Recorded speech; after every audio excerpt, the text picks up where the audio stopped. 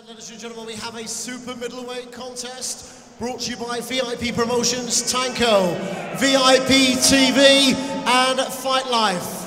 This bout scheduled for 6 3-minute rounds.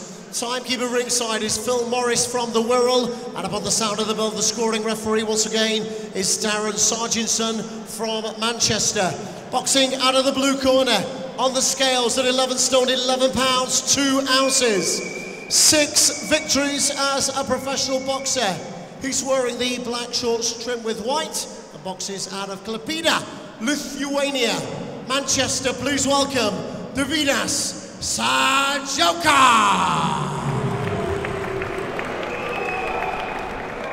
And across the ring stands his undefeated opponent on the scales at 11 stone, 8 pounds, 4 ounces. 4 visits to the ring as a professional boxer, all resulting in victory, 1 finishing inside the scheduled distance. Tonight he's wearing the black shorts trimmed with silver and boxes in his home city of Manchester, England. Ladies and gentlemen, introducing Ben Sheedy!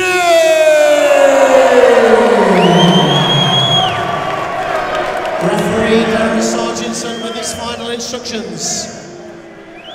Fellas, you both know the rules, let's keep it clean. I don't want anything low, I want you to watch your heads. When I say break, take steps straight away. Most importantly, defend yourself at all times. Such close to done to both of you.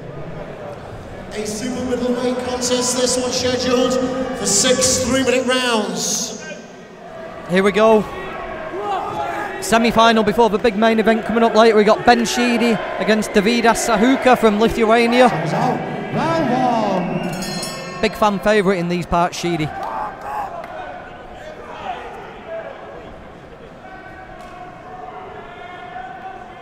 The Claymakers join me again. He said quite early on, the best thing that could probably have happened to Sheedy was in his debut he got severely rocked by Robert Stadinsky, just about survived a round.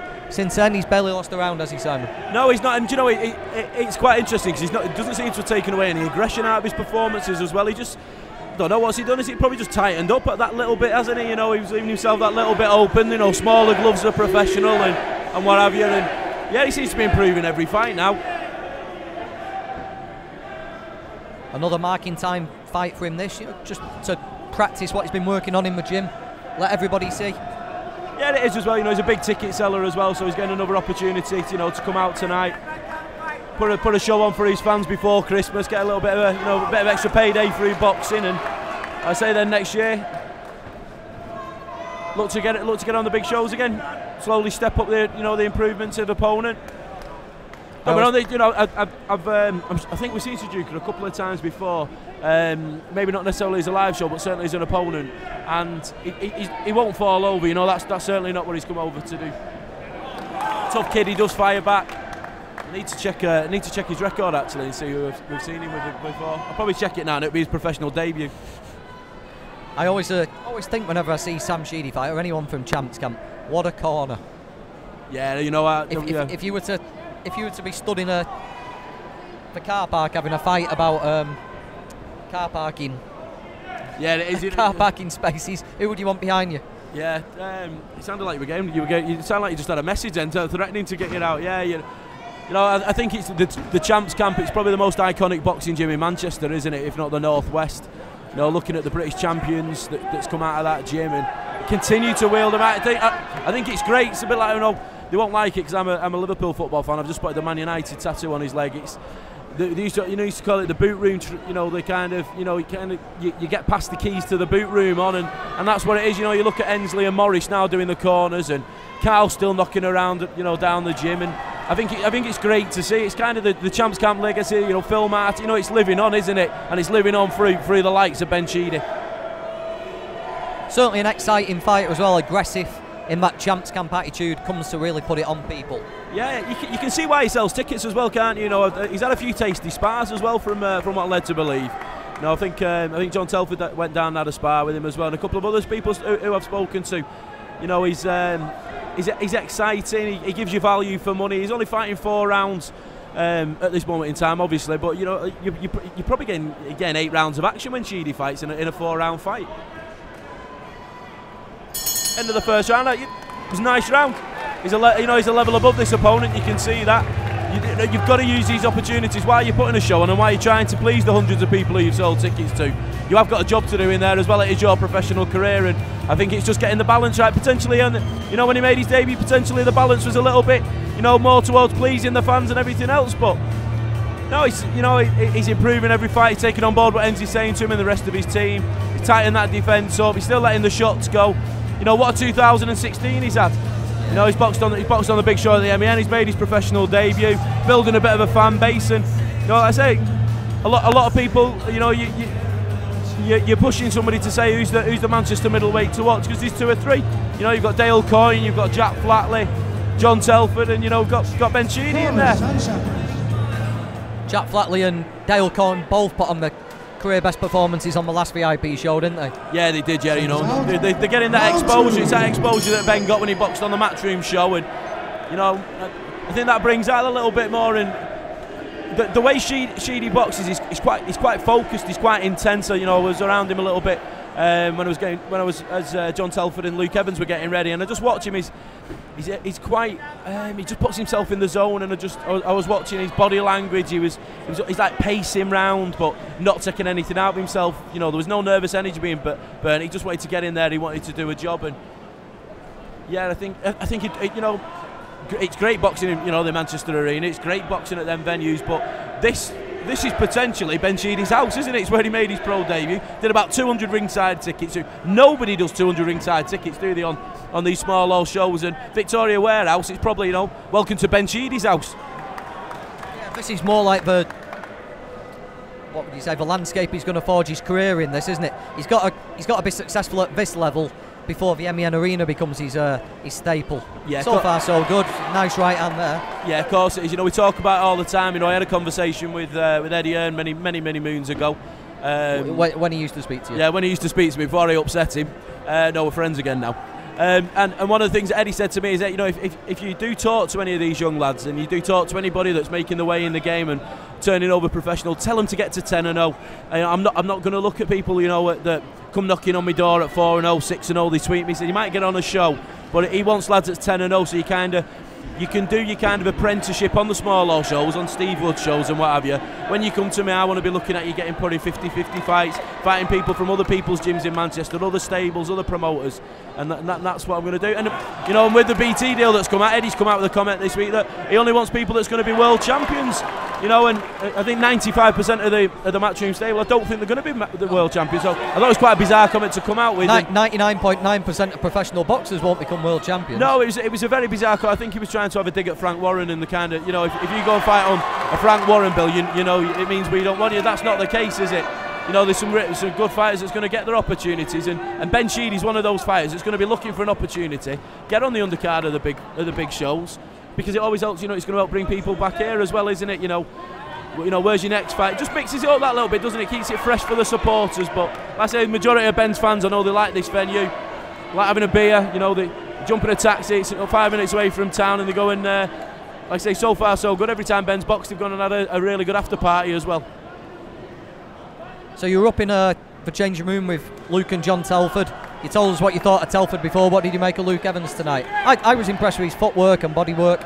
I think Luke's putting too much pressure on himself. I think he's expecting to win every minute of every round, and not just win every minute of every round. I think he's wanting to impress in every minute of every round, and that's great, but it's impossible to do that, isn't it? Floyd Mayweather Jr., Oscar De La Hoya. I remember Oscar De La Hoya didn't throw a punch for a round because he was trying to do different things, and I'd like to see Luke just relax the pressure on himself. He did some lovely stuff at times. There was a triple left hook he threw upstairs, and then a double left hook downstairs. There were some combinations he threw. A bit of bad attitude was coming through in there. I know he wants to put Salford boxing on the map, and I'd like to see Luke just ease up a little bit of the pressure on himself. He's improving every fight. He's doing a good job. I've had some tweets telling me what a good performance it was. My mates have grabbed me behind. They've said it was performance of the night. Just enjoy it. You're doing a good job. Don't put too much pressure on yourself at this moment in time. I agree with that. Did he tell you what Fon said after? Because Fon seemed to be having a good word with him. I think Fons was telling him he's going to go all the way, and he's got a serious dig as well. I've been in a few corners with people that's boxed Fons, and I've never seen him so respectful and so appreciative for the opponent who he's boxed. So yeah, that seemed to. I can't. That's not for definite, but he was nodding, and when the referee brought them together, as well as he was asking the crowd to acknowledge, and he was pointing at Luke and saying how far he's going to go. And there's nothing better than if you just box somebody and shared a little tussle with them. If somebody's going to come out of it and that's what you're going to be told, then that's great. Yeah, it's one thing us praising him, the fans praising him, but for someone that you've got in the ring with, who's been in the ring with all these names, to say that to you, it must mean a lot. And it's not the first time as well. Christian Lake said the same thing when he got there after he boxed Luke, and yeah. I just think it's great that, these shows, because Ben Sheedy sells 200, 300, 400 tickets as well. Isn't it great if a Ben Sheedy fan enjoys watching Luke Evans, enjoys watching Danny Wright, enjoys watching Lee Sharpie Oldham, enjoys watching Jack Arnfield, and potentially then when Ben goes on his own shows, if someone else is on a different show, we might get it's about growing your fan base, isn't it? And it's getting people who are casual fans of the sport. If you can get them on board, that's what this sport's all about. Yeah, like we were saying earlier, that everyone's brought the fans tonight, but no one's moving off the seat because they want to see every fight on this bill. Yeah, I was talking to Steve about how many tickets that Matty Askin's done, and he's not done massive numbers, Matty Askin, and I know obviously Tommy. I think Tommy's probably got probably around 30 or 40 people that's flown over for him, and as well as the Irish people that'll be in Manchester. It's a bit of an Irish contingent, so Ryan Doyle, I think he's tapped into a bit of the Irish contingent as well in his fan base, and yeah, I think people are looking forward to the fight. It's an underused Manchester market, isn't it, the Irish? People always talk about Liverpool because of the docks and because of the ferries and everything, but there is a big Irish contingent in Manchester. Two of your most frequented hostelries on big fight weekends, Mulligan's and the Shamrock. Yeah, we always get down. Well, big fight pubs. I'm not too sure about the Shamrock. Yeah, I think the first thing you order when you go in there is a taxi before you order a pint. But yeah, certainly Mulligan's. It's. I think everybody, I wouldn't say abuses it, but if anybody's got an Irish great grandmother's, postman or something like that, they try and tap into it. If you can put the Irish Shamrock, if you can put that, the Clover, if you can put it on your shorts, it just gives you that bit more marketability, doesn't it? That you can tap into that popularity state, because let's be honest, the Irish fight fans are some of the best fight fans in the world, aren't they? Something I tell the Irish kids: get some posters made up, get them in the pubs, get the interest in. Yeah, it is. How much is a ticket tonight? It's 30 quid, isn't it? Ben Sheedy, he sold hundreds of tickets at £30 a pop. What can you get for 30 quid these days? I went to the cinema last week. It was £11.50. You're talking 30 quid, aren't you? Quick Claymaker's review of what you saw. I've watched a few films actually this week. I watched Fantastic Beasts, and the only reason I watched that is because I'd seen everything else. It's a prequel to Harry Potter. I'm not into sci-fi, I'm not into any of that. I like Star Wars, that's about 8 out of 10. I watched Arrival, which is a sci-fi film, which I'm hearing big things about that. I couldn't get my head around it. Robbie Davis has tweeted he thought it was great, and I spoke to him about it, and I don't know how Robbie can understand it, and I can't. Robbie's a cinema addict though, isn't he? He is, and I give that a 6 out of 10. And then I watched a street cat named Bob. True story about a heroin addict living on the streets who sells the big issue. Very bizarre. 6 out of 10. How much did we pay you for your life story, Luke?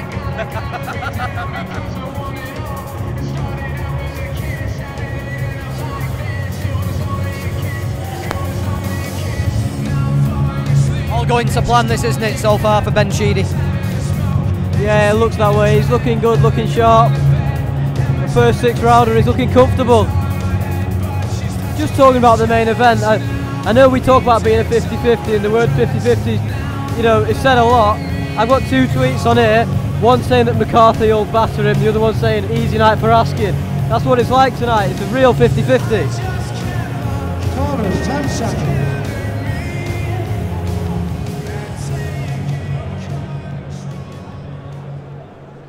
So he's out, round 4. Round 4 for Sheedy, 4 of 6 tonight. Sheedy against Deividass, Sajauka in there. Matty Askin. Irish fans are getting excited now. Yeah, thanks to Kieran Healy, Paul Hamill, Combe, Dean McComb, who've been with us all night watching Kakacho, watching the whole show. Your wait's nearly over, you're about to see Tommy McCarthy, probably in about 10 minutes I'd say now. Yeah, let us know what you're making of Ben Sheedy as well, because this is what we talk about with the small hall boxing, and we talk about, the promoters. I've got a bit of exclusive news I'm not going to spoil for Steve. Oh, he's down! I think it's the Toblerone. The Toblerone's got its second knockdown of the night. Speaking of Toblerones, has anyone bought one? Because apparently the gap between the chunks has got bigger. Yeah, they've spoilt them. Although you now don't need reconstructive jaw surgery after eating one. Yeah. Do you know, there's something I noticed before with Ben Sheedy when he throws a right hand to the body. It's almost like watching a motorcyclist. His knee virtually touches the floor when he throws a straight right hand to the body. So, you know, the agility that he's obviously got today. The lovely right hand got through there as well. 4-punch combos. I think his corner are telling him they want to get him out of there. You know, they don't want this to go the 6 rounds. So yeah, if you're the Irish contingent that's watching tonight, what have you made of Sheedy? What did you make of Luke Evans, Anthony Kakachi, Danny Wright? Tweet in and let us know. Hashtag VIP Boxing Live. Steve Wood on behalf of VIP Promotions brings a night of championship eliminator boxing in association with Fight Night TV and Tanko Boxing. I'm the sexiest second in world boxing. Delighted to be joined by John Evans, Boxing Matters and Boxing Monthly, and also Luke Evans is making a name for himself. The commentary. Looks like butter wouldn't melt. This is a posh kid that's going to be involved in the roughest sport. I can see you calling fights in Vegas, Luke. I can see it. Luke looks like he looks like one of them fellas, you know, that'd sell you out. You know, if he got a couple of tickets, he'd forget that, you know, he'd give him his opportunity. But he'd see you sat in the cheap seats, wouldn't he, Luke? I can see that. We've got Luke Evans in a Central Area title at Victoria Warehouse, or you can carry the cables at the MEN Arena. You know the conversation we had with Rutter on the way back from the Devonshire Dome when Joshua was scheduled the week after. You know the conversation we had in the car. I'm a bit punchy, I am. It's not through taking punches, it's through drinking fruit punch, I think, yeah. Through drinking in the Shamrock, actually, now come to mention it. I don't know what they put in the pipes there, but that could be something out of a sci-fi film. I've seen R2-D2 and C-3PO when I walked out of there, and I don't know if that's just the lads that had come down for the weekend. Ainsley and Pops and Cal, yeah, Brian King. Pops Pops walks like R2-D2, doesn't he? Oh, he did before his health kick. Yeah. Try getting him up the morning after he's been on the pop, it's like R2-D2 anyway. Lovely ace from Sheedy, you know, it's easy on the eye, it's exciting. It's going through, he's putting the punches in. Wanted to carry on after the bell, you don't get paid for overtime, Ben.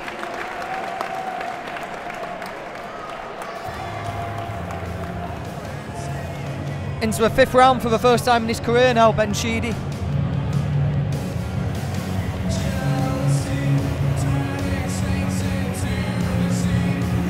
Round 5. The ring car girls have done a fantastic job tonight, you know.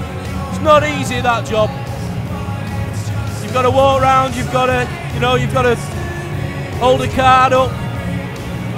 Many have tried and failed. Do you know what? I think we need to do it in association with Steve Wood Promotions. Let's have a Mrs. Claymaker game. You've got to be a ring card girl. I don't want any photographers or any of that tosh. Enter Bingham there, just giving out final instructions for round number 5. Look at the crowd that's in here tonight. The balcony's full, the ringside seats. Why don't we suggest the Mrs. Claymaker competition for the Jolly Boys? No, because I'd end up with a journeywoman, wouldn't I? I can see it now. Steve would have bring me out some old heffalump that's had about 37 4-rounders and been stopped in every one on cuts. Sean's just tweeted in, Sheedy getting better as the rounds go on, working the body well. No, I've liked about Sheedy. He's quite restless. He's restless at being restless. What the hell am I trying to say? He never gives himself a moment's peace, does he? He's always moving, he's always feinting, throwing punches. I think the ghost of Nick Horlin just entered me then. At least you didn't think Dallas was in Tesco. Yeah, I wondered where you were going with that one earlier on.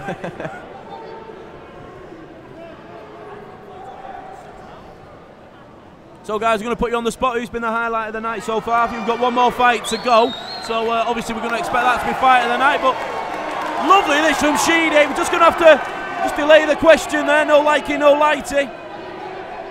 I'll put you back on the spot there, Luke. Just you can say who's your highlight of the night in terms of a boxer and also why.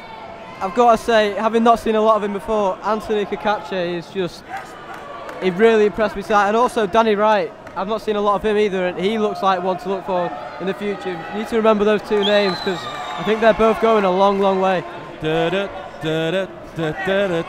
Same question to number 2, John Evans. Are we going to have our Graham with a quick reminder as well? We need it, don't we? Well, I quite liked, it was good to see Kakatcha in flesh, but do you know what? Jack Armfield and Dan Blackwell, what a show opener that was. Blackwell's guts, a bloody mess. Armfield looking more aggressive and more confident than he has before. I thought that was a really good show opener. Yeah, I think that's a really good shout. The only fight I didn't see all of was JK. I missed the last couple of rounds. Armfield and Blackwell put on a great fight. Armfield won every round, but I don't think that does testament to the effort that Dan Blackwell put in as well. Ryan Mulcahy went the distance with Wildcard. That was a tough fight as well. He looked like he was going to get pulled out. He said, do you know what though? I think Ben Sheedy in there has impressed me every round.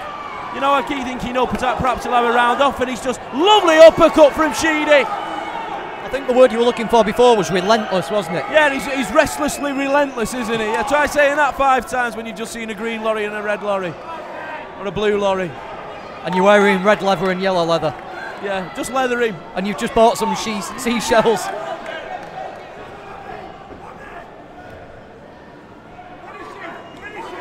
Just having a little look at his corner there.